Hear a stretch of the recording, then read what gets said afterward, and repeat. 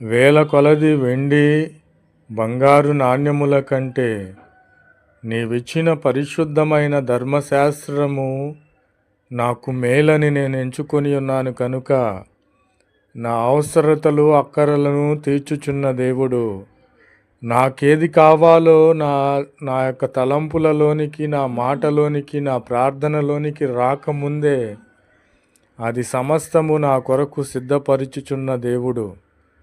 ఎందుకంటే మనము ప్రార్థన చేసినప్పుడు విశ్వాసముతో ప్రార్థన చేయాలి. శరీర సంబంధముగా కాకుండా ఆత్మ సంబంధముగా, హృదయపూర్వకముగా మనము ప్రార్థన చేసినట్లయితే మనకు సమస్తమును దయచేసే దేవునిగా ఉన్నాడు. ఈ లోక సంబంధమైన ఐశ్వర్యమును, ఈ లోక సంబంధమైన బంధములను, ఈ లోక సంబంధమైన ప్రతి దానిని మనము పెంటగా